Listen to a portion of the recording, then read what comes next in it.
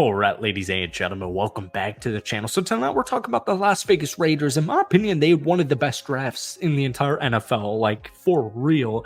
And what a lot of people are getting wrong, in my opinion, is the selection, the addition of tight end Brock Bowers out of the University of Georgia at pick 13.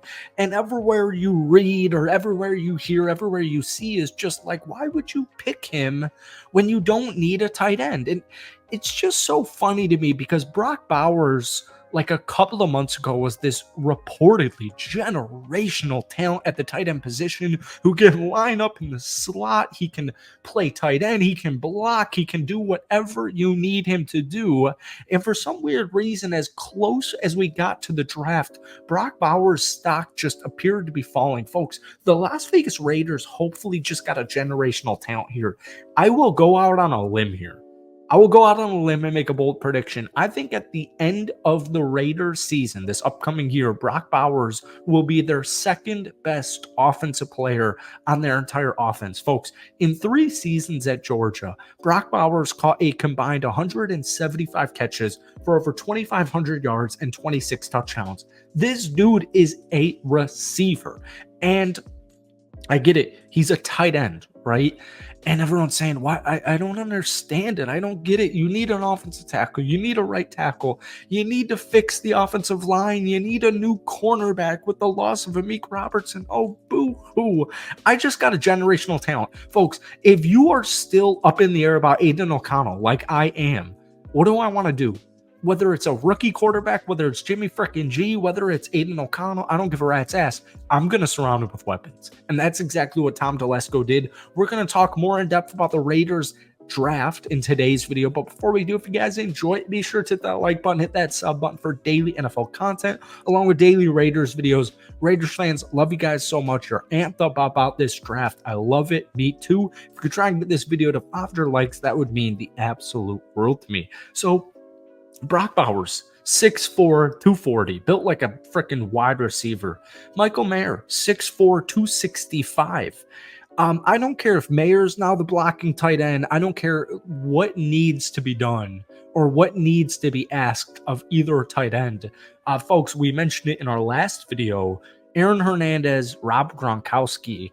I love options. I love versatility, especially when I have an intriguing 4th-round quarterback, rookie quarterback in Aiden O'Connell last season who, joined this dysfunctional roster, this dysfunctionally ran organization, and then they fired Dave Ziegler and Josh McDaniels, and so Aiden O'Connell gets the starting reps and the starting go, and he goes 5 of 5, and he takes down teams like the Kansas City Chiefs on Christmas Day. And I get it. He didn't need to do too much, but the point still stands. The Raiders roster is so freaking good. The Raiders roster is so talented. In our last video, I mentioned like the only move the Raiders did was Christian Wilkins and Gardner Minshew, and people were throwing a fit about that. That's the point. That's my point. The Raiders didn't need to go into this year's draft class and just get a bunch of freaking studs. Like, they're planning and prepping for the future. They're prepping and planning for the present. And that's exactly what Brock Bowers does. It really reminds me of Rob Gronkowski and Aaron Hernandez. Like, folks, Michael Mayer came alive a little bit in the second half of the season, a little bit more towards the end of the year. Aiden O'Connell, 8 touchdowns, 0 interception in his final month of his rookie season. So it's like, I get it. I would have loved Jaden Daniels, right? In my opinion, I wanted Jaden Daniels. But if you're going to lean into Aiden O'Connell or you're going to lean into new addition Gardner Minshew, you need to keep surrounding him with offensive weapons.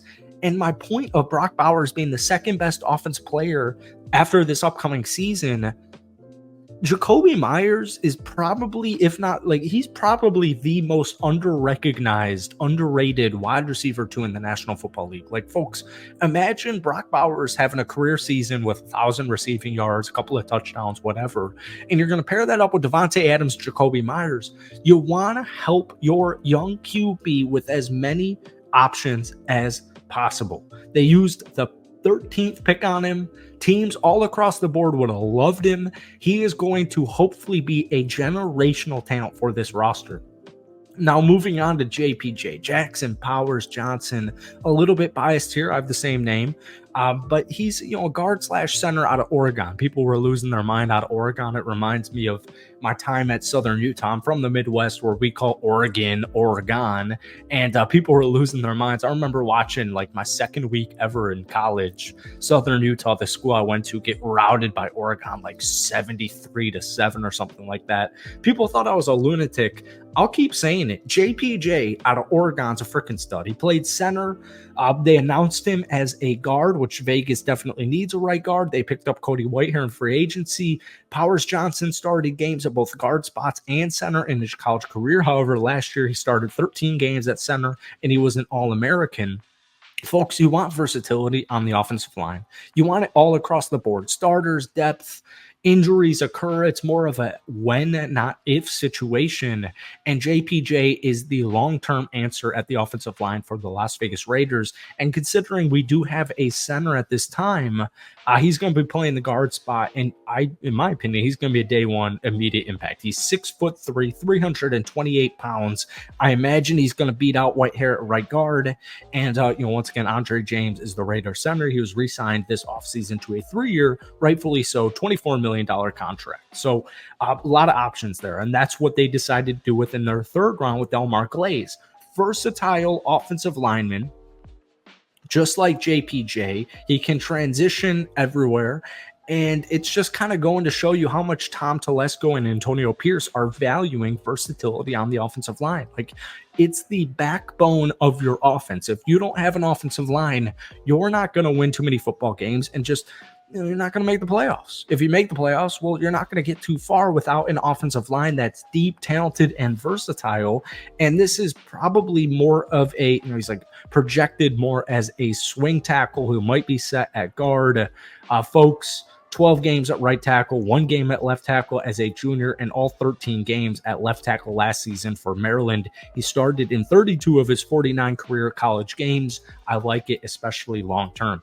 DeCamerion Richardson, this dude is reportedly a project here. His intangibles are off the chart. This dude has crazy speed, and I didn't see all that much from Jacorian Bennett last season. I mentioned it in our last video. I'm still hopeful and confident on Jacorian Bennett, but I like the pick of DeCamerion Richardson in the 4th round.